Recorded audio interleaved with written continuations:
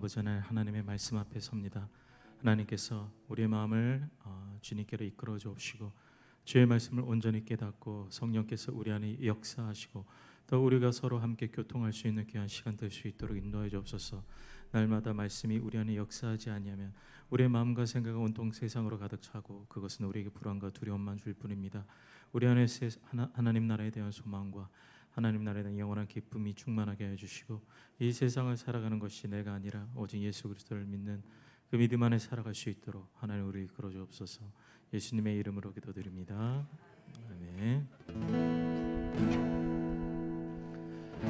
똑바로 보고 싶어요 주님, 온전한 눈짓으로 똑바로 보고 싶어요 주님, 곁눈질하기 싫어요.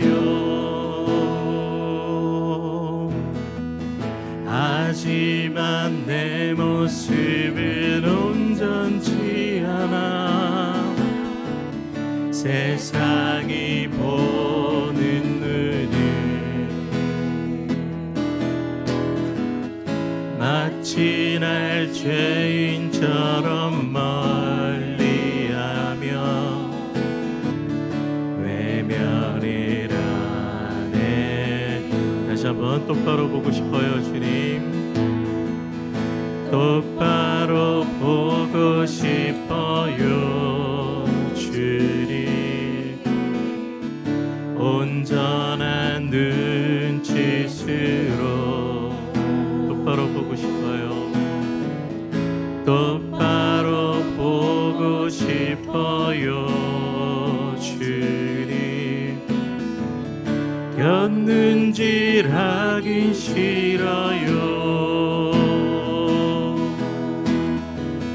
하지만 내 모습은 온전치 않아 세상이 보는 눈은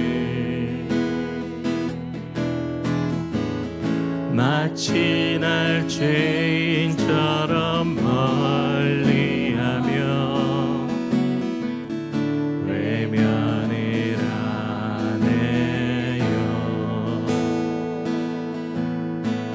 주님, 이 낮은 자리를 통하여 어디에 쓰시려고 이렇게 초라한 모습으로 만들어 놓으셨나요? 당신께 드릴 것을 사모하는 이 마음뿐, 이 생명도 달라시며 십자가에 놓겠으니 거울 뿐인 육신 속에 참빛을 심게 하시고 가시뿐인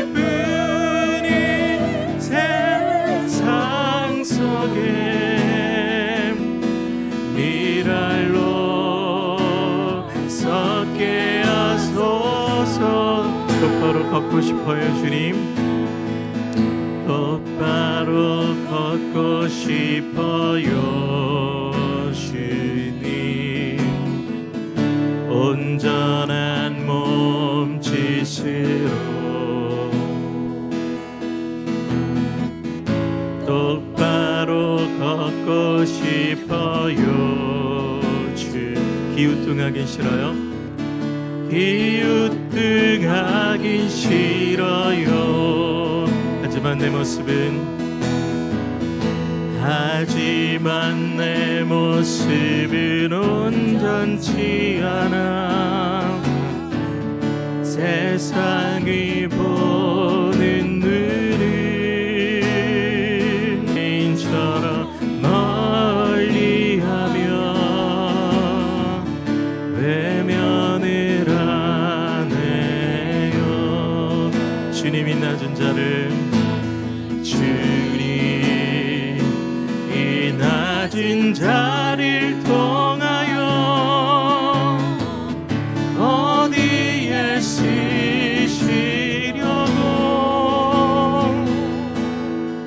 이렇게 절한 모습으로 만들어 놓으셨나요? 당신께 드릴 것은 사모하는 이 마음뿐.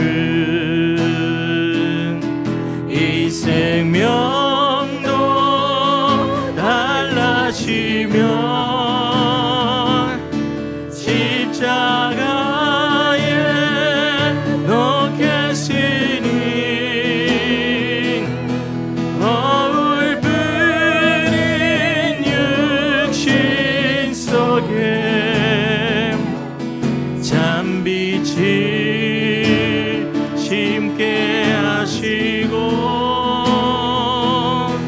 가식뿐인 세상 속에 미랄로 섞게 하소. 주님이 낮은 자를 통하여,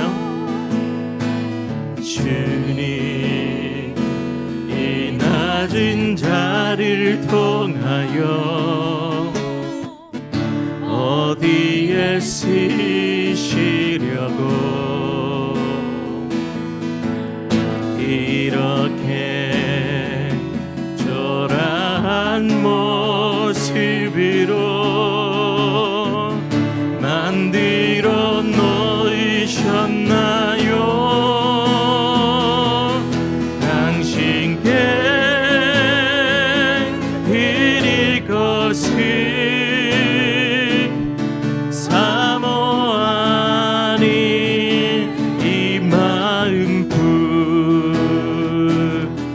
이 생명도 달라지면 십자가에 놓겠으니 거울 뿐인 육신 속에 잔빛을 심게 하시고 가식뿐인 세상 속에 미랄로 섞게 하소서. 주여 우린 연약합니다. 오늘 하루를 힘겨워합니다. 주 뜻대로 이루며 주 뜻대로며 살기에 부족합니다. 우린 연약합니다. 주여 우린 넘어집니다. 오늘 하루를 또 실수합니다. 주의 긍휼 구하는 죄인입니다. 우리 주만 바라봅니다. 다시 한번 주여 우린 연약합니다. 주여 우린 연약합니다. 우린 오늘을 힘겨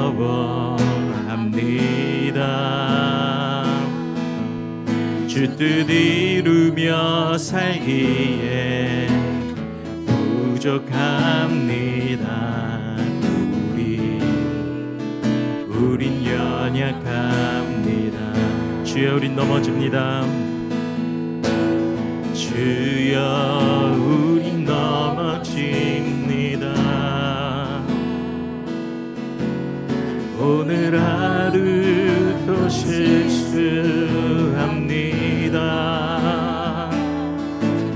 주의 그 길을 구하는 우리 주만 바라봅니다.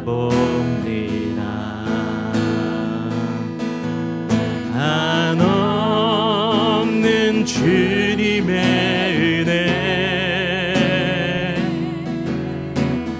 온 세상 위에 넘칩니다. 가릴 수 없는 주 영광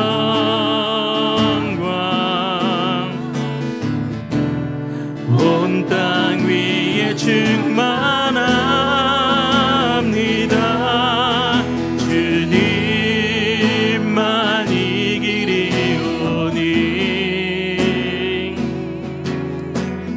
우린 그 길 따라갑니다.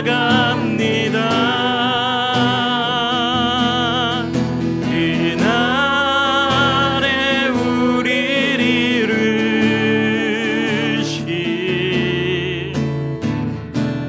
주는 완전합니. 우리 다시 한번 주여 우린 연약합니다. 주여 우린 연약합니다. 우린 오늘을 힘겨워합니다. 주 뜻 이루며 살기에 부족합니다. 우린 연약함. 주여 우린 넘어집니다. 주여 우린 넘어집니다. 오늘 하루 또 실수합니다. 오늘 하루 또 실수합니다. 주의 그 길을 구하는 죄인입니다. 우리 주만 바라본 한없는 주님의 은혜 한없는 주님의 은혜 온 세상 위에 넘칩니다. 가릴 수 없는 주 영광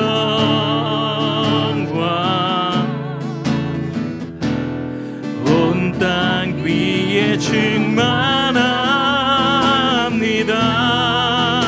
주님만 이기리오니 우린 그 길 따라갑니다.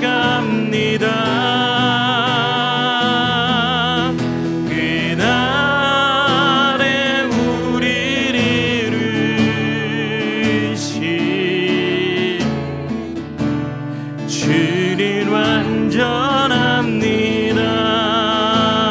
한없는 주님의 한없는 주님의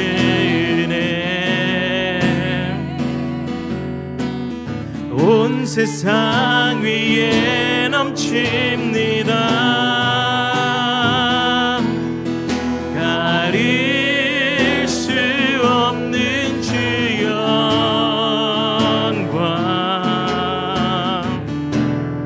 온 땅 위에 충만합니다. 주님만 이기리오니 우린 그 길 따라갑니다.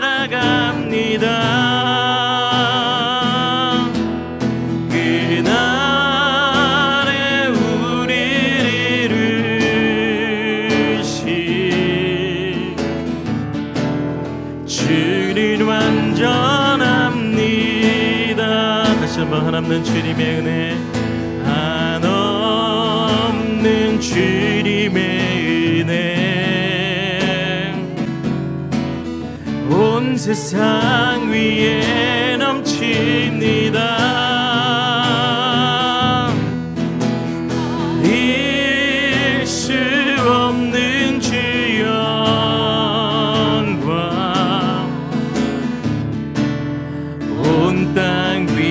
충만합니다.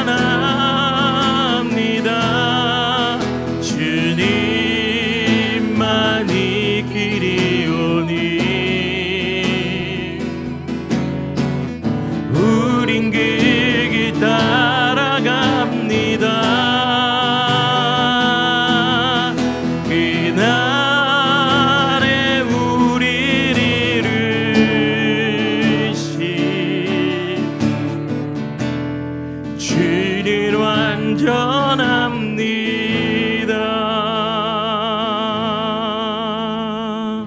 우리 시간 같이 기도하겠습니다. 하나님, 우리는 날마다 하나님을 보고 있지만 또 넘어지고 또 넘어집니다. 그럴 때마다 주님, 우리가 하나님을 바라보고 또 하나님께 의뢰하지만 언제나 그랬듯이 우리 또 넘어질 때도 있습니다. 아버지 하나님, 이렇게 되풀이되는 이러한 시간들이 우리가 너무나도 힘들어서 좌절하여서 아버지 하나님 낭망하고 쓰러질 때가 있습니다. 그러나 우리는 흔들리지만 하나님은 완전하시기에 완전하신 하나님을 의지하며 나가게 해 주시옵소서. 주님이 완전하시기에 그 완전함 가운데 있는 우리도 하나님 안에서 흔들리지 않는다는 사실을 기억하게 하시고, 나를 의지하고 나를 바라보는 것이 아니라 주님을 바라보며 주님을 의지할 수 있는 우리가 되게 해 주옵소서. 우리 각자의 기도 제목과 이런 내용으로 함께 기도하겠습니다. 사랑의 아버지 하나님, 감사합니다. 아버지 하나님, 우리를 주님 앞에 세워주시옵소서.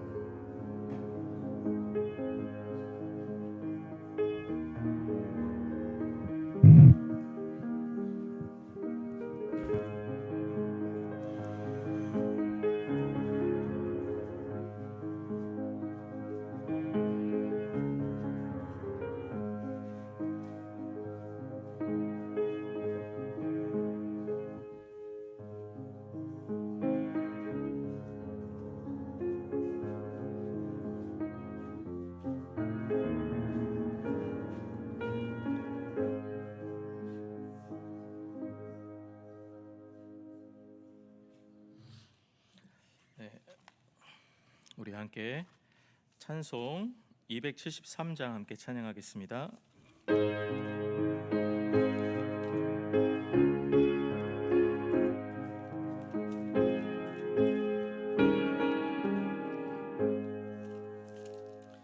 나 주를 멀리 떠났다 이제 옵니다. 나 죄의 길에 시달려 주여 옵니다. 나 이제 왔으니 내 길을 찾아 주여 나를 받으사 맞아 주소서.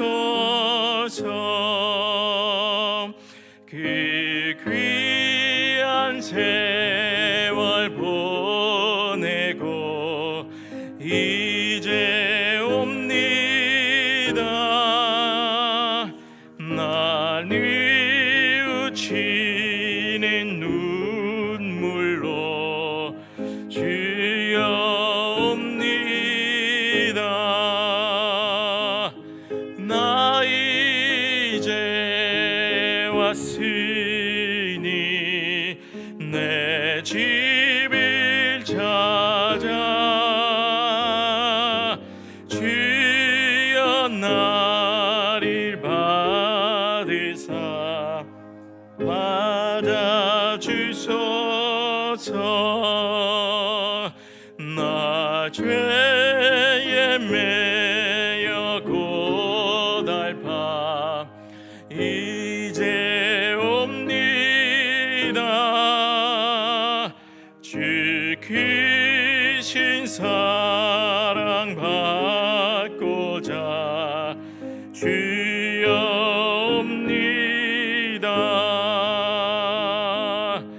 나 이제 왔으니 내 집을 찾아 주여 나를 받으사 맞아 주소서. 이 병든 마음을 고치려 이제 옵니다. 큰 힘과 소망 바라고 주여 옵니다. 나 이제 왔으니 내 집을 찾아 주여 나를 받으사 맞아 주소서.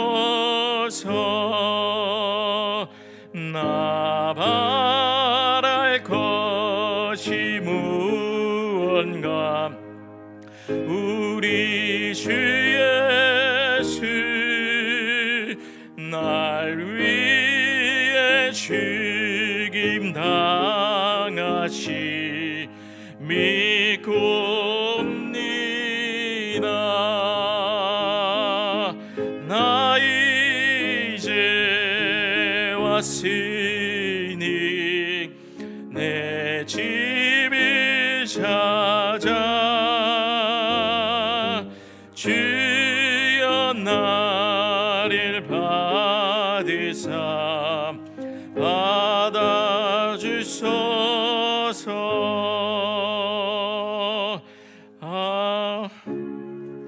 네, 언제나 아멘 하고자 하는 마음으로 아멘을 했습니다.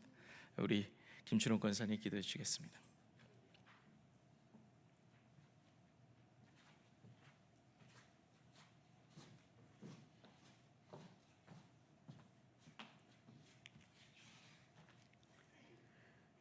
사랑과 은혜가 풍성하신 하나님 아버지, 오늘도 저희를 주님의 전으로 불러주시고 수요 기도회로 함께 모여 예배드리게 하심을 감사드립니다. 아버지 하나님, 지난 날을 돌아보면 저희의 생각과 말과 행동 가운데 주님의 뜻보다 내 뜻을 앞세웠던 순간들이 많았음을 고백합니다. 부족하고 연약한 저희를 불쌍히 여겨주시고 주님의 보혈로 깨끗게 씻어주옵소서. 아버지 하나님, 이 시간 우리의 마음과 생각을 온전히 붙들어 주시기를 원합니다. 아버지 하나님, 우리의 모든 짐을 주님께 맡기게 하옵소서.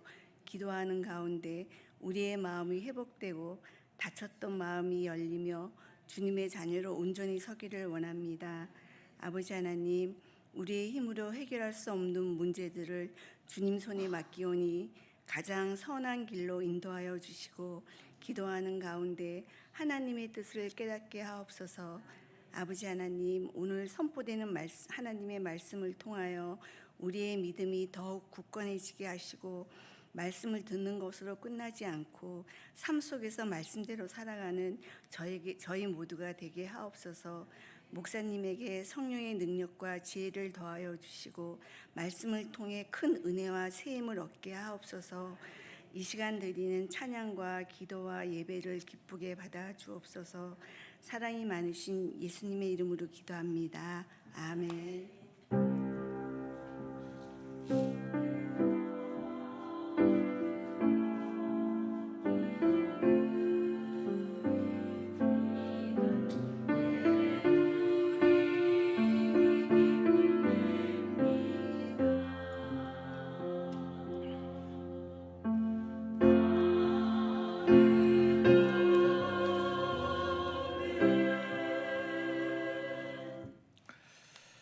이 시간 오늘 우리에게 주신 하나님의 말씀 출애굽기 20장 17절 말씀입니다. 출애굽기 20장 17절 말씀.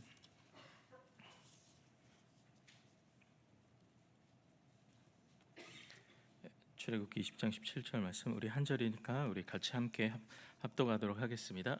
우리 같이 읽겠습니다. 시작. 내 이웃의 집을 탐내지 말라. 내 이웃의 아내나 그의 남종이나 그의 여종이나 그의 소나 그의 낙이나 무릇 내 이웃의 소유를 탐내지 말지. 아멘. 이 시간 드보라 찬양대의 찬양이 있겠습니다.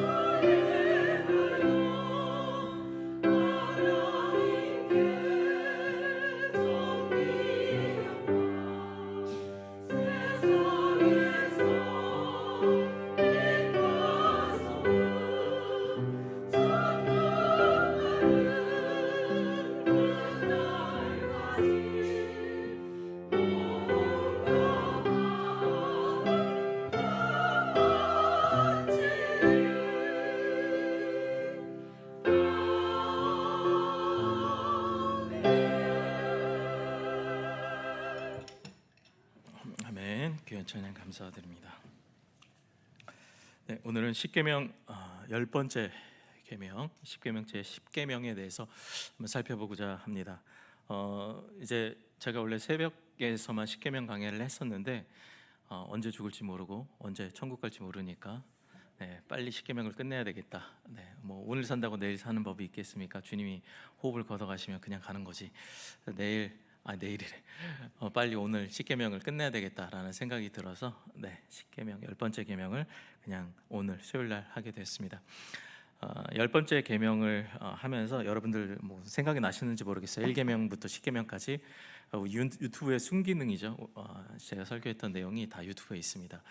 아마도 여러분들 다 잊어버리셨을 거예요. 1계명부터 10계명까지 무슨 의미입니까? 물어보면은 아마도 여기서 한 99.9%는 횡설수설을 하실 거라 제가 장담을 합니다. 여러분들 꼭 만약에 잘 모르겠다 그러면 유튜브를 가셔서 1계명부터 10계명까지 다시 들어보시면은 한 2번 들으시면 새롭다. 3번 들으시면 또 새롭다. 한 6번, 7번 정도 들으시면은 그제서야 한 제게 될 거예요.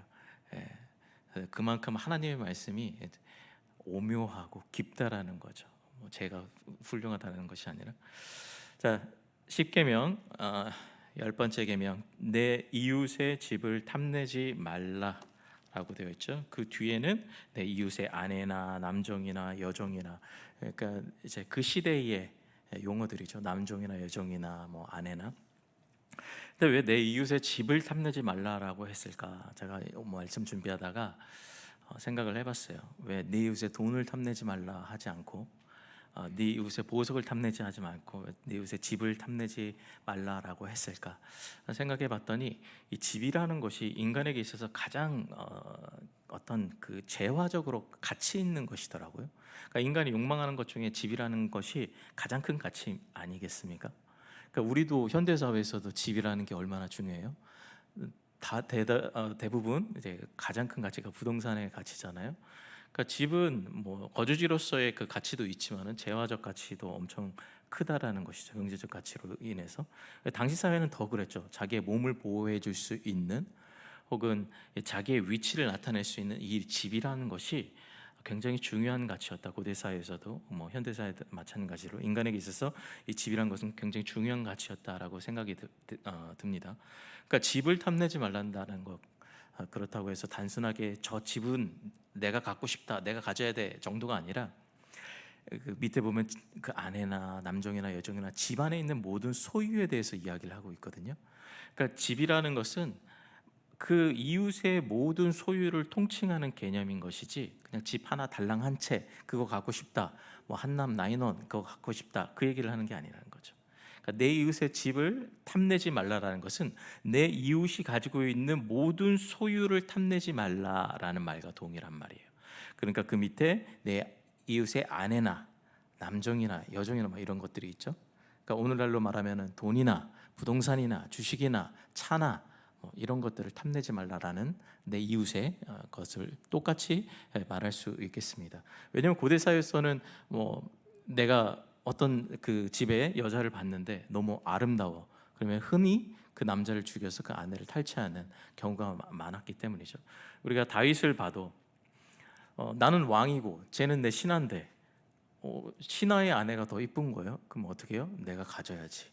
탐심을 부리고 탐욕을 부려서 하나님의 죄를 거역하는 그런 죄를 범하게 된 것이죠. 그러면 내 이웃의 집을 탐내지 말라라는 게 현대적으로 무슨 의미인가? 오늘날 우리에게 어떤 의미인가를 좀 깊이 우리가 고민을 해보려고 합니다. 먼저 우리 이제 10계명 10개의 말씀, 10개의 말씀들이라는 의미죠. 그래서 그 10개의 말씀들에서 파생된 613가지의 하라 하지 말라 이거를 토라 율법이라고 했어요. 그러니까 구약 성경의 이 모세오경 구약 성경에 나타나 있는 이 하라 하지 말라의 율법은 바로 이 10계명을 토대로 만들어진 것이죠. 그리고 그 10계명을 두 개의 계명으로 축약하면 예수님이 말씀하신 대로 내 하나님을 내 몸과 같이 사랑하고 내 몸과 같이는 내 하나님 내 힘과 내 뜻과 네 의지 힘을 다하여 사랑하고 그리고 내 이웃을 내 몸과 같이 하나님 사랑 이웃 사랑이 이 두 가지로 줄인 것이 이 10계명이라는 거죠. 근데 이 10계명 이 두 가지 계명은 예수님께서 말씀하신 두 가지 계명은 사실상 한 가지 계명이라고 그랬어요. 하나님 사랑과 이웃 사랑은 동일한 것이지 따로 이제 양립하는 것이 아니라고 그랬죠. 왜냐하면 첫째는 하나님 사랑, 둘째는 그와 같으니 이와 같으니 하나님 사랑과 같다라는 거예요. 이웃 사랑은 그 말은 하나님 사랑이 돼야지 이웃 사랑이 된다라는 거예요. 근데 여러분들이 스스로 이웃 사랑을 하려고 하면은 이웃 사랑이 안 돼요. 우리가 하나님을 사랑해야지 그것에 저는 요즘의 표현으로 이제 반사된다고 표현을 하는데 하나님을 사랑해야지 그것에 내 마음이 반사되어 이웃을 사랑할 수 있게 된단 말이죠. 예를 들면 여러분 우리가 이웃을 봤을 때 그냥 여러분들 주변을 한번 봐서 내가 나 아닌 타자를 사랑한다고 했을 때 사랑할 만한 것이 있습니까? 내 가족도 사랑하기 어려운데 그냥 같이 좀만 일해 보면은 화나고 부딪히고 짜증나고 열받는 일들이 많죠. 왜요? 나랑 다르기 때문에 그래요. 남편 아내가 다른 것도 참기 어려운데 나와 완전히 다른 타인을 내가 어떻게 참아요? 그죠? 그래서 어떤 철학자의 말대로 만인과 만인의 투쟁이다라는 그 이야기도 있는데 내가 어떻게 타인을 수용하고 받아들이는가? 그 사람에게 사랑할 만한 조건이 없는데요. 근데 하나님께서는 이웃을 사랑하래요. 나아가서 우리가 자주 보죠. 요한일서에서는 형제를 사랑하지 아니하는 자는 그 안에 그리스도의 사랑이 없다. 형제를 사랑하는 마음이 내게 없으면 내 안에 그리스도의 사랑이 없다라는 거예요. 그 사람은 하나님의 사람이 아니라는 거예요. 그럼 이 말은 뭐 장난인가요? 우리한테 뭐 그냥 뭐 어떤 경각심을 주기 위한 말인가요? 근데 하나님께서 왜 그토록 이웃을 사랑하고 형제를 사랑하라는 말을 했을까? 바꿔 말하자면 우리의 존재가 그만큼 이웃을 사랑하지 못하고 형제를 사랑하지 못하는 존재라는 거예요. 그게 안 되는 존재이기 때문에 하라는 거예요. 근데 그게 안 돼요. 왜요? 내 자연적인 본성으로는 내 이웃과 형제를 사랑할 수가 없어요. 그래서 우리가 이런 십계명의 명령들을 보면은 여전히 우리가 뭐 죄송한 말씀이지만은 저도 그렇게 배웠고, 우리가 기독교인이 됐으니까 뭐 1계명부터 10계명을 이렇게 지켜야 돼. 뭐 안식일을 거룩히 지켜야 돼. 뭐 주일날 왜 땡 까먹었어? 야, 주일날 어떻게 축구를 찰 수 있어? 저 축구했다가 맞아 죽을 뻔했어요. 네, 합동측에서 자랐는데 주일날 어떻게 이런 일을 행할 수 있어? 우리 뭐 옛날에 드럼도 못 치고 뭐 피아노, 전자 피아노가 어디 있어요? 아무것도 못했잖아요. 강대상에 그 빨간 강대상에 올라왔다가 맞아 죽을 뻔했어요. 그만큼 뭐가 거룩한지를 몰랐죠. 우리는 거룩이 뭔지 모르고 선이 뭔지 몰랐어요. 악이 뭔지 몰랐단 말이죠. 그렇게 배웠어요. 죄송하지만 한국교회가 그렇게 가르쳤어요. 몰랐단 말이죠. 그러니까 뭐 네 이웃을 집을 탐내지 마, 뭐 하나님을 사랑해, 뭐 살인하지 마, 그렇게 하는 명령들을 내가 이렇게 행하면 되겠구나 정도로 배웠단 말이에요. 예수 믿으면 복 받는다, 예수 믿어서 이렇게 해라, 헌신해라, 이 정도로만 배웠단 말이에요. 그래서 변했습니까? 변했나요? 우리 스스로에게 물어봅시다. 70년 80년 살으셨잖아요. 변했습니까? 내 자신이? 아마도 쉽게 네라고 대답하기가 어려울 거예요. 그럼 뭐가 문제인가? 그럼 뭔가 잘못됐다는 거잖아요. 그죠? 우리가 배워왔던 것이, 우리가 생각하고 이해했던 기독교라는 개념이, 그걸 바꿔야 된다는 거죠. 그럼 십계명을 우리가 어떻게 이해할 것인가? 앞서 얘기한 것 같이 간단해요. 하나님의 사랑이 있어야지 이웃사랑이 된다는 거예요. 굉장히 심플합니다. 근데 굉장히 어려워요. 왜냐하면 우리가 하나님 사랑도 내 수준으로 정의하고 규정하기 때문에 그래요. 내가 내 본성으로 이웃을 사랑하려고 하면은 내 자신에게 맞는 조건을 찾게 되어 있어요. 근데 하나님 사랑으로 사랑을 하면은 어떤 조건을 찾게 되냐면은 그 사람에게 예수가 있는가, 이 조건 하나만 봅니다. 다른 것, 성향이 다르고 뭐 습관이 다르고 생각이 다르고 가치관이 다르고 우리 다 다르잖아요. 근데 단 하나, 저 사람에게 예수가 있는가, 그거 딱 하나예요. 그게 보여지잖아요. 다 용서가 돼요. 그게 교통이 되잖아요. 그게 교통이잖아요. 뭐 머리 파마 어디서 했어? 어머 잘됐다. 오늘 반찬 뭐 해 먹을래? 뭐 이게 교제하는 겁니까? 그거 아니잖아요. 교회에서 뭐 교통합니까? 예수 그리스도로 말미암아 성령으로 말미암아 교통하는 게 교제잖아요. 그러면은 저 사람과 나 사이에 뭐가 있어야 돼요? 예수가 있어야 되죠. 와, 네 안에 예수가 있네? 우리 같은 말을 하네? 우리 인생에서 똑같은 예수 그리스도의 경험과 말씀의 삶을 이야기하고 있네? 어머어머, 그때부터 뭐가 돼요? 형제가 되는 거예요. 내 피를 나눈 형제보다 더 귀한 형제가 되는 거예요. 바로 그때, 저 사람 안에서 예수를 발견할 때. 그러려면 먼저 내 안에 예수가 있어야 되죠. 내 안에 예수가 있어야 저 사람 안에 예수가 있는지를 발견할 거 아닙니까? 저 사람의 말과 행동에서 예수가 나오는가, 아니면 맨날 뭐 이 세상이 뭐 어쩌고 저쩌고 뭐 이런 얘기가 나오는가, 어떤 말과 행동으로서 그 사람의 머리와 생각이 사로잡혀 있는가, 그걸 봐야 되죠. 그리고 예수가 나온다 그러면은 우리 안에는 사랑이 발현되게 되어 있어요. 그게 그리스도 안에서 사랑하는 거예요. 예수 안에서 사랑하는 거예요. 예수 밖에서 사랑하는 건 뭐예요? 어머 너무 오늘 옷 잘 입었어, 멋있어, 파마 너무 잘 됐어, 아유 맛있었지, 아유 어쩜 집사님은 이렇게 착해. 요거 한 50년 합니다. 네, 50년 해요. 입이 닳도록 해요. 그래서 숙련자가 됩니다. 그래도 안 바뀌죠. 네, 우리의 마음은 안 바뀌어요. 아무리 익숙한 그 교회쟁이, 교회 숙련자가 될진 몰라도 내 본성은 바뀌지 않는다라는 거죠. 그럼 어떻게 우리가 이러한 십계명의 이 말씀들을 살아낼 수 있는가? 우리 자신을 보면 안 돼요. 내가 이 계명을 지킨다? 여러분, 뭐 우리 예수님 말씀하셨잖아요.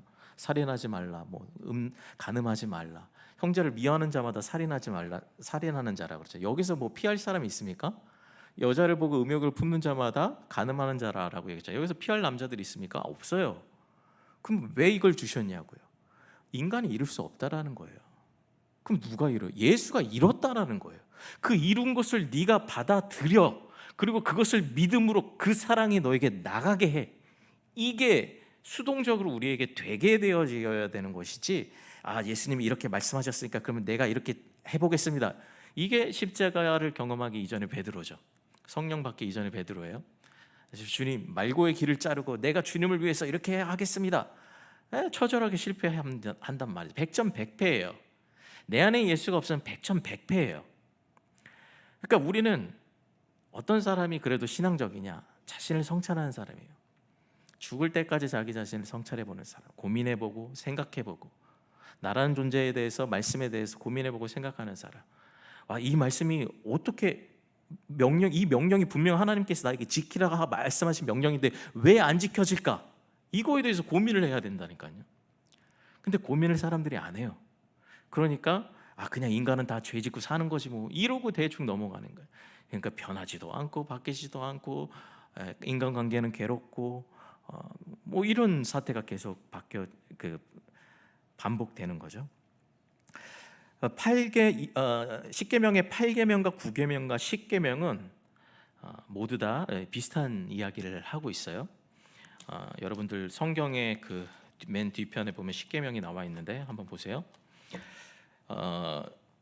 이제 1계명부터 4계명까지는 하나님에 대한 계명이죠. 그리고 5, 6, 7계명은 이제 조금 성격이 달라요. 부모님을 공경하라, 그리고 살인하지 말라, 간음하지 말라. 근데 8, 9, 10계명은 좀 성격이 비슷해요. 그래서 하나로 봐도 좋을 것 같습니다. 그러니까 도둑질하지 말라. 그러니까 이웃에 대한 거예요. 내 것을 도둑질하는 게 아니잖아요. 나 아닌 타인의 것을 도둑질하는 거잖아요. 도둑질을 하지 말라. 그리고 9는 거짓 증거하지 말라. 제 10은 내 이웃의 집을 탐내지 말라라고 이야기를 했단 말이에요. 그러니까 모두 다 나 아닌 타인의 것을 욕망하는 상태, 내 자신에게 있는 것으로 불만족한 상태에서의 그 명령들이죠. 그렇게 하면 안 돼라는 명령들이죠. 그러니까 모두 다 내 이웃에게 행하는 것들이죠. 그래서 8계명과 9계명과 10계명은 성질이 비슷하다라는 거예요. 이웃과 하나님과 인간에 대해서, 인간과 인간에 대해서, 그리고 인간과 다른 인간이 가지고 있는 물질적 소유에 대해서 이야기하고 있는 거죠. 물질과 소유의 관계. 그러니까 이 모든 거에 대해서 성경은 이미 인간의 그 죄악된 마음을 법령으로 규제하고 있어요. 근데 구약 성경을 보듯이 이 10계명 율법을 지킨 자가 있다 없다? 있으면 예수님이 죽으실 필요가 없죠. 우리가 예수를 믿을 필요가 없죠. 모든 사람이 그냥 의로워질 수 있어요. 근데 율법, 엑기스인 10계명, 하나님 사랑, 이웃 사랑을 지킬 수 있는 사람이 없다. 그죠? 동의되시나요? 네. 여기서 출발해야 된다는 거예요. 그럼 지킬 수 없다라고 하는데 내가 지키겠다고 하면 그건 뭐냐고요. 우린 지킬 수 없다라는 것을 생각을 해야 돼요. 그럼 어떻게 지켜야 되지? 그 다음 문제는 이거예요. 내가 지킬 수 없어? 그럼 어떻게 지켜야 되지? 이거예요. 그러면 바로 나오는 대답이 있어야 돼요. 예수님이 완성하셨구나. 예수님이 율법을 완성하시고 우리는 그것을 우리로 하여금 할 수 있게끔 그 말씀이 되어서 우리 안에 계시는구나. 요거까지 나아가야 돼요. 그래서 그 말씀이 우리 안에 살아내지게 될 때 내 안에 그리스도가 사시는구나. 그리스도의 인격이 내 안에 있구나. 그리스도의 말씀이 내 안에 있구나. 이런 고백을 하게 되는 거죠. 그래서 여기 이 탐내지 말라, 이 탐내다 이 동사 보니까 하마드라는 동사예요. 히브리어로. 그러니까 하마드라는 동사는 그냥 단순하게 뭐 탐내다라는 의미보다 더 깊은 의미는 이제 욕망하다, 갖고 싶어하다, 매력적으로 여기다, 아름답게 여기다. 그러니까 내 마음에 굉장히 드는 거죠. 내 마음에 좋게 여겨지는 것이죠. 그게 탐내다예요. 아니 남의 이웃을, 남의 집을 뭐 빼앗지 않으면 되지 않습니까? 어떻게 탐낸 것만으로도 죄가 됩니까? 그렇지 않습니까? 이게 우리의 견해잖아요. 아니 남의 집을 내가 뭐 빼앗은 적도 없는데 그게 왜 죄가 되죠? 누구 뭐 좋아해 볼 수는 있잖아요. 한남동에 그 100평짜리 빌라 사는 거 좋아해 볼 수는 있잖아요. 저만 그런 생각 해봤나 봐요. 네, 여러분들 고결하셔서 그런 생각 안 하시나 봐요. 그런 생각을 해볼 수 있잖아요. 그런데 그것조차도 죄다라는. 그러니까 우리는 우리의 선악 체계로 선과 악을 구분하지만 성경이 말하는 선악의 이 정의는 굉장히 다르다는 거예요. 이게 완전히 뒤바뀌어져야 돼요. 그래서 뭘 매력적으로 여기고 뭘 갖고 싶어하고 뭘 욕망하는가? 내 이웃의 집, 즉 나보다 더 좋은 내 이웃의 모든 소유들에 대해서, 물질적 소유들에 대해서, 재화에 대해서. 저는 이제 그 임대 아파트를 한 24년 정도 이제 강서구 서울에 있는 가양동에 살았는데, 옛날에는 그렇게 그 좋은 집에서 살고 싶었어요. 나는 맨날 11평짜리 임대 아파트에 살고, 누구는 저렇게 좋은 집에서 살고, 나는 이렇게 가난하게 태어났나 막 이렇게 했는데, 제가 나중에 이제 복음을 만나고 나서는, 물론 모태 신앙이죠. 복음을 나중에 만나고 나서는 그런 그 물질적 가치가 제 안에 완전히 이제 파괴되고 나서는 이제 그런 마음들이 이제 사라지게 됐는데, 우리가 내가 가지고 있는 것보다 남들이 더 좋은 것을 가지고 있을 때 아주 자연스럽게 그것을 매력적으로 여기게 된단 말이죠. 아내도 마찬가지죠. 고대 사회에서, 뭐 현대 사회도 뭐 마찬가지겠죠. 나는 제 첫 차가, 제가 별로 아는 차가 없어가지고 첫 차가 프라이드였어요. 기아 프라이드. 네, 첫 그 나온 프라이드 했는데, 저 사람은 이제 테슬라를 타고 다녀. 그럼 여러분 부러울까요? 부러울까요? 네, 안 부러워요. 네, 아주 훌륭하신 분에, 네, 차에 관심이 없으시네. 남자분들한테 물어봐야겠네. 부러울까요? 부럽죠. 네, 안 부러울까라는 대답은 없습니다. 부럽죠. 나는 저기 타고 다니는데 저 사람은 테슬라 타고 다니고, 나는 구식 아반떼를 타고 다니는데, 누군가 공짜로 바꿔준다면은 그걸 기부하겠습니까? 바꾸겠습니까? 당연히 바꾸겠죠. 그만큼 우리가 기본적으로 인간이 가지고 있는 게, 내가 가지고 있는 것보다 남이 더 탁월한 어떤 물질과 넉넉한 소유를 가지고 있을 때 그것을 우리가 매력적으로 여기고 그것을 갖고 싶어하고 욕망하게 된다라는 거예요. 근데 그게 왜 죄입니까? 그럴 수 있죠. 근데 그게 왜 죄가 되냐면요, 하나님께서 내게 주신 것들이 있단 말이에요. 그게 내게 마음에 들던 들지 않던, 내 형편에 맞게 네가 믿음으로 살아갈 수 있는 것만큼 주신 거면, 물론 게을러 가지고 내가 뭐 못한 부분도 있을지 모르겠지만 어쨌든 기본적으로. 그런데 하나님께서 주신 것 말고 네가 타인이 더 갖고 있는 것으로 네가 그것으로 나에게 불평하고 불만하고 그것을 가지고 싶다고 그것을 매력적으로 여기고 욕망한다면, 너는 나를 믿고 사는 것이 아니라 네 눈에 보이고 있는 것을 믿으며 사는 거야 라는 것이죠. 이스라엘 백성들이 하나님의 구원으로 이제 출애굽을 했어요. 광야에 뭐가 있습니까? 근데 그들의 기억 속에는, 옛 기억 속에는 뭐가 있냐면, 힘들게 아주 그냥 쎄빠지게 노동하면서 살았지만은 뭐가 있었어요? 부추와 파마늘, 그 고기 먹던 기억이 있어요. 그 돌아가고 싶은 거예요. 이 광야에서 뭐가 있습니까? 맨날 뭐 땅콩 과자 같은 거 맨날 주워 먹고, 어쩌다가 그 새 메추라기 그거 먹는데 질리는 거예요. 맨날 하나님을 원망하고 불평해요. 물 없다고 불평하고, 밥 없다고 불평하고, 저기 무슨 센 민족 나오면은 센 민족이 있다고 불평하고, 출애굽기 역사를 보면은 민수기까지 계속 불평 원망이에요. 그게 뭐 이스라엘 내내 그래요. 여러분들 구약을 읽어보시면은. 그러니까 하나님께서 뭐래요? 나 죽일까? 얘네들 다 없애버릴까? 그때마다 모세가 나타나서 중보, 여호수아가 나타나서 중보하고, 사사들이 나와서 중보하고, 중보자들을 이제 세우시죠. 근데 왜 그래요? 그들이 왜 불평해요? 내게 주신 것으로 만족하지 않다라는 거예요. 하나님, 왜 나를 이곳에 불러서 돈도 안 주시고 왜 땅콩 과자 좀 주는 거예요? 기름 섞인 땅콩 과자, 만나 그거 조그만 거, 콩알만한 거 맨날 이것만 먹고 살라고요? 내가 어떻게 살아요 이거? 아니, 사람이 가오가 있지, 이거 가지고 내가 어떻게 이 땅에서 먹고 살고, 남들 앞에서 나 그래도 세뱃돈도 주고 명절날 좀 이래야 되는지 땅콩 과자 줘요 그러면? 만족이 되지 않는 거예요. 저 이웃나라 저 사람들은 거대하게 그 맨날 양고기 스테이크 먹고, 저기 소고기 스테이크 먹는데 우리는 땅콩 과자 먹는 거예요. 여러분 그게 불만이지 않겠습니까? 우리가 광야 시대를 안 걸어봐서 그렇죠. 그 길을 걸으면은 만약에 내가 그 민족 가운데 있었으면은 불만이지 않을까요? 너무 불만일 것 같아요. 바로 옆에만 돌아보면 저 옆에 민족은 맨날 뭐 물고기 먹고 스테이크 먹고 그러는데, 고기 먹고 그러는데, 파, 마늘, 부추, 정육제 먹고 그러는데 우리는 땅콩 과자만 먹고 있어. 얼마나 화가 나요. 만족스럽지 않은 거. 하나님 이게 뭡니까? 내게 주시는 것 이거로 나는 만족 못하겠습니다. 계속 하나님을 원망하고 모세한테 원망했다는 건 하나님한테 원망을 하는 거죠. 그러니까 내가 가지고 있는 것으로 만족하지 못하고 나 아닌 타인이 가지고 있는, 제가 더 가지고 있는, 제 것이 더 좋은 이것을 우리는 분내하고 감당하지 못한다라는 것이죠.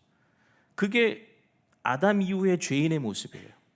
가인도 그랬죠. 내 제사는 왜 안 받습니까? 남의 제사, 아벨의 제사는 왜 받아요? 내 제사하고 아벨의 제사하고 틀린 게 뭔데요? 똑같이 하나님께 제사 드린 건데 왜 누구 것은 더 좋고 누구 것은 더 나쁩니까? 하나님이 받으시는 저 제사가 더 탐나는 거예요. 내 것은 형편없어요. 불만이죠. 저 탐나? 너무 탐나. 그러면 저 제사를 드린 내 아우를 죽이자. 이게 인류 최초의 살인 아닙니까? 그러니까 인간은 계속해서 자기를 세우기 위해서 타인을 죽이며 살아가는, 죽인다라는 건 실제로 뭐 칼로 찔러 죽이는 게 아니라 마음으로서 살인하면서 미워하면서 증오하면서 분내하면서 대적하면서 살아가는 만인과 만인의 투쟁 가운데 있다라는 거죠. 이런 인간에게 그거 하지 마. 그런 존재는 하나님 없는 이방인들의 모습이야. 하나님의 자녀는 그런 모습이 아니야. 네 본성이 새로워져야 돼 라고 주는 게 십계명이에요. 네 이웃을 네 몸과 같이 사랑하라. 네 안에 남이 가지고 있는 어떠한 것도 좋게 여기지 말고 그것을 빼앗고 나도 갖고 싶다 불평불만하지 마. 네가 있는 것으로 만족해. 스스로 족하다고 여겨. 근데 그게 안 되는 거죠. 근데 그걸 해라고 말하는 게 십계명이에요.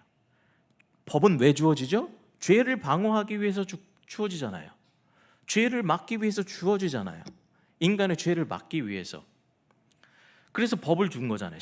십계명을 줬어요. 근데 그 법이 율법을 통해서, 즉 인간으로서는 바울의 말대로 누구도 이 법들을 지킬 수 없다가 결론이죠. 그러면 우리가 스스로 십계명을 지키겠다라는 말이 성립이 안 되는 거예요. 내가 지키는 게 아니에요. 자, 신명기에서는 순서가 좀 바뀝니다. 신명기 5장 21절에는 내 이웃의 아내를 탐내지 말라라고도 이제, 그리고 내 이웃의 집을 탐내지 말라라고 얘기해요. 그래서 아까 처음 얘기한 것처럼 집에 그러니까 나에게 속한, 이웃에게 속한 모든 것들, 그 총체적 명칭, 통합적 명칭을 이제 집이라고 생각을 하시면 돼요. 아마 그 안에 있는 아내나 남종이나 여종이나 소나 나귀, 그 모든 타인의 삶의 영역, 타인의 소유권, 타인의 물질, 재화, 그 모든 가치에 대해서 우리는 욕망하거나 이렇게 그것을 매력적으로 여기고 싶어하거나 욕심내거나 해서는 안 된다. 그런 마음이 들어서는 안 된다. 그러니까 이미 십계명 안에서도 인간의 마음을 다루고 있어요. 그냥 외부적인 행동만 규제하는 것이 아니라 인간의 마음을 이미 다루고 있다는 것이죠. 근데 이제 사도 바울 같은 경우도 그래서 로마서 7장 7절에 그렇게 말을 해요. 율법이 탐내지 말라 하지 아니하였다면 내가 탐심을 알지 못하였으리라. 십계명의 얘기를 하는 것이죠. 그러니까 바울은 굳이 왜 다른 계명보다 이 탐심에 대해서 다뤘을까요? 왜냐하면 이 탐심 자체가 인간의 마음 안에서 생기는 것이기 때문에 그렇죠. 예. 그러니까 십계명을, 이 탐내지 말라라는 계명을 통해서 인간의 내면이 어떻다라는 것을 율법은 드러내고 있다라는 것을 우리에게 보여주신 거예요. 그러니까 십계명을 통해서 우리는 뭘 봐요? 우리의 내면이 어떻다, 이 계명, 이 말씀의 명령 앞에서 우리의 내면이 어떻다 하는 것을 보는 거예요. 바울이 그러잖아요. 탐내지 말라 하는 명령이 아니었으면 내가 탐심을 알지 못하였다. 이 명령 앞에 서 보니까 이 명령을 따를 수 없고 오히려 이 명령을 거부하는 내 안에 이 탐심이 바로 죄구나라는 걸 깨닫는 거잖아요. 살인하지 말라. 이 명령 앞에 서 보니까 내가 형제를 미워하고 증오하는 이 마음 자체가 살인이다라는 이 말씀 앞에 내 내면이 드러나게 된 거잖아요. 그러니까 하나님의 말씀은, 우리의 율법은 우리의 내면을 들춰내는 것이지 내가 지키자고 나서는 것이 아니라는 거죠. 물론 나중에는 이 율법이 지켜져요. 왜요? 예수께서 완성하셨기 때문에 예수 그리스도가 우리 안에 진짜 살아가게 되면 그것이 우리에게 이제 사라지게 돼요. 그러니까 어떻게 표현을 하자면은 전혀 말씀을 살아내지 못하는 상황 가운데서 10계명의 한 계명을 어쩌다 한번 지키는, 이게 그리스도인이 아니라면, 이게 뭐 교회를 다녀도 진정한 그리스도인이 되지 않은 상태라면, 어느 정도 말씀이 지켜지는 상태에서 어쩌다 한 번씩 말씀을 지키지 못하는 상태가 되는 거예요. 이건 완전히 달라요. 완전히 하나도 지키지 못하는 상태에서 어쩌다 한 번씩 지키는 상태하고, 어느 정도 지켜지는 상태에서 어쩌다 한 번씩 지키지 못하는 상태는 완전히 다른 거예요. 그래서 이미 인간 안에 있는 죄를 이 구약의 모든 역사, 그리고 계명들, 율법과 십계명은 인간 안에 있는 이 내면의 죄, 꽁꽁 숨긴 이 스스로 하나님처럼 된 인간의 모든 선악체계의 스스로 선하다고 옳다고 여기는 모든 죄들을 아주 깊이 파헤치면서 이것이 죄다라고 드러내는 것이죠. 그 죄를 깨달을 때 어디로 갈까요? 어떤 사람은 그 죄를 숨기려 하겠죠. 그래서 저 여인을 돌로 쳐라, 정죄하는 거예요. 타인을 정죄하는 거예요. 근데 어떤 사람은 이 죄를 그리스도 앞에 드러내고 회개하며 주여 나는 죄인으로서이다, 요게 그리스도인이라는 거죠. 여기 이 방향으로 가는 게, 그러니까 죄를 깨달을수록 은혜가 더 커지는 거예요. 이 불가분 관계예요. 내 안에, 그럼 죄는 어떻게 깨닫냐? 내가 깨닫는 게 아니죠. 요한복음의 16장에 보면은 성령이 오셔서 죄에 대하여, 의에 대하여, 심판에 대하여 깨닫는 것이지 내가 내 죄를 보는 게 아니에요. 우린 죄를 못 봐요. 우리의 그 중심 안에 그 깊은 죄를 어떻게 봅니까? 성령이 우리를 은밀하게 우리에게 감춰놨던 모든 죄를 들추어내셔서 내 내면의 깊은 곳을 보게 하실 때, 그때 우리는 그리스도께로 진정으로 피할 수 있게 되는 거예요. 주여 나를 가리어 주옵소서. 나는 죄뿐이옵니다. 죄밖에 없습니다. 내가 피할 것은 그리스도뿐입니다. 그냥 내가 인식하고 인지하고 예수님 믿어야지가 아니라 내 내면 안에서, 중심 안에서 필연적으로 그리스도가 나에게 구원이시구나를 고백할 수 있는 존재가 되는 거예요. 이걸 예수님께서 또 이렇게 말씀을 하세요. 마태복음 6장에 보시면 이 맥락으로 보셔야 되는데, 무엇을 먹을까, 무엇을 마실까, 무엇을 입을까 염려하지 말라, 이는 이방인들이 구하는 것이다 얘기하시면서 너희는 먼저 그의 나라와 그의 의를 구하라 라고 이야기를 하시죠. 그러니까 우리가 하나님 앞에서 하나님 이거 주세요, 집 주세요, 차 주세요, 밥 주세요 이렇게 구하는 것은 지금 내 상태가 만족스럽지 못하고 저 타인의 상태가 더 좋아 보이기 때문에 내 필요에 대해서 더 충족시켜 주세요 라는 나의 욕망의 기도지, 하나님이 원하시는 진정한 기도의 의미가 아니라는 거죠. 여러분 주기도문을 잘 한번 살펴보세요. 하나님이 원하시는 기도의 의미가 무엇인지. 그러면은 예수님께서 먼저 그의 나라와 그의 의를 구하라는 건 무엇입니까? 하나님께서 채워주신다라는 사실을 네가 믿어라라는 거예요. 전에 이방인들은 내가 무엇을 먹지? 내가 타인과 비교해서 무엇이 부족하지? 불평하고 오로지 나에 갇혀서 불만스럽고 원망하고, 왜 나는 이것밖에 안 되고 맨날 소주 마시고 맨날 신세 한탄하는데, 근데 그리스도인들은 어떻다고요? 하나님께서 이 모든 필요를 당연히 나에게 주실 것을 알기 때문에 먼저 하나님의 나라와 하나님의 의를 구하는 자가 된다라는 거예요. 그리스도인의 이 영광스러움을 여러분 아시겠습니까? 근데 진짜 믿음을 가지고 그렇게 실천하는 사람이 있고 그렇지 않다는 사람이 있어요.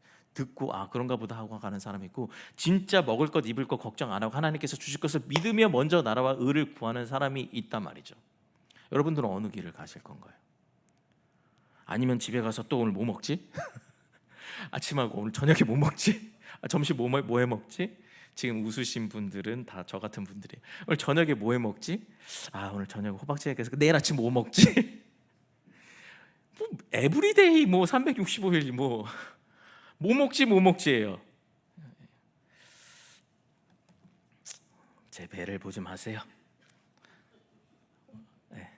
뭐 먹지를 하는 건 이방인들이 말하는 거고, 우리는 주님은 나에게 누구시지? 우리는 어떻게 하나님의 나라를 살아갈 수 있지? 하나님의 은은 무엇이지?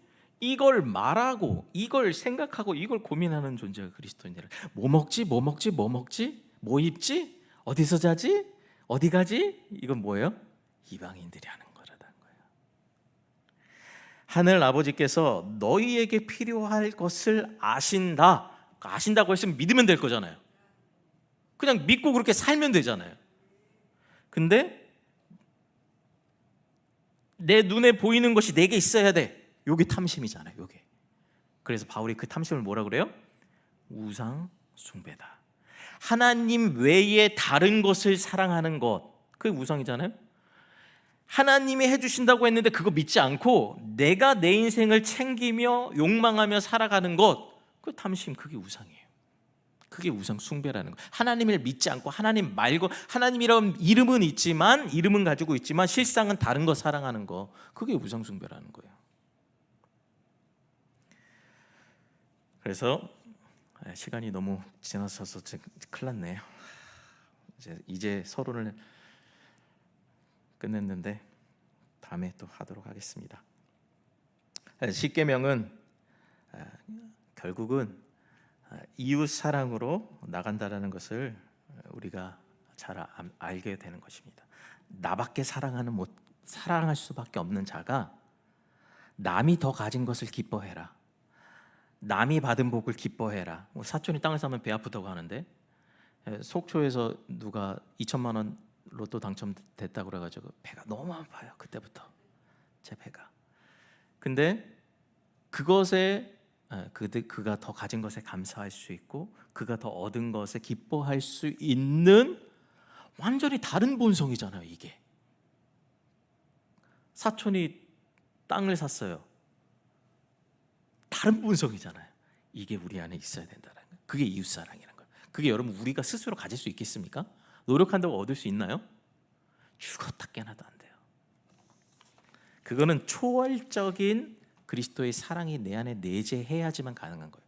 친구를 위해 내 목숨을 버리는 것, 이 초월적 사랑이 내 안에 내재해야지 가능한 거예요. 죽었다 깨나도 그건 안 돼요. 그래도 저는 해보겠습니다.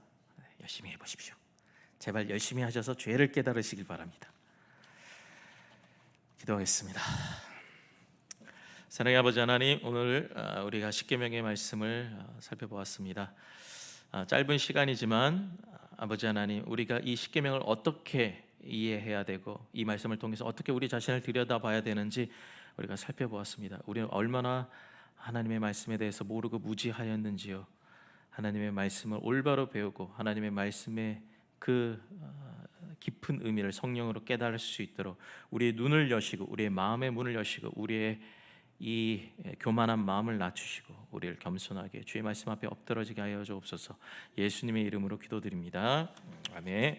찬송가 312장 부르신 후에 함께 주기도문으로 예배 마치겠습니다.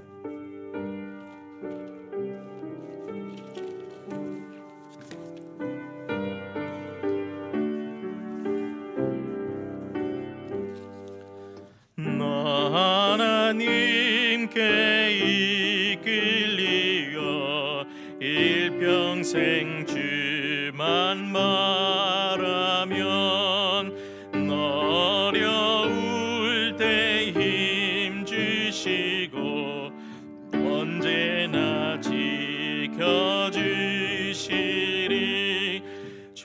크신 사랑 믿는 자 그 반석 위에 서리라.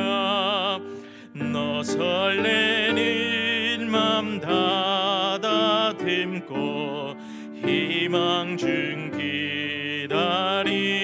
기다리면서 그네로 진 주의 뜻과 사랑에 만족하여라. 우리를 불러주신 주 마음에 소원하신다. 주 찬양하고 기도하고 내 본부 힘써다라. 주 약속하신 모든 은혜 내게서 이루어지리라. 잠들고 의지하는 자 주께서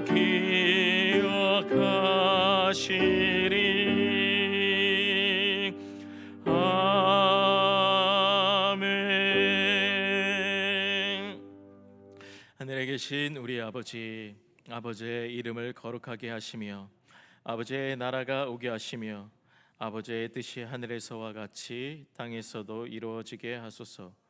오늘 우리에게 일용할 양식을 주시고 우리가 우리에게 잘못한 사람을 용서하여 준 것 같이 우리의 죄를 용서하여 주시고 우리를 시험에 빠지지 않게 하시고 악에서 구하소서.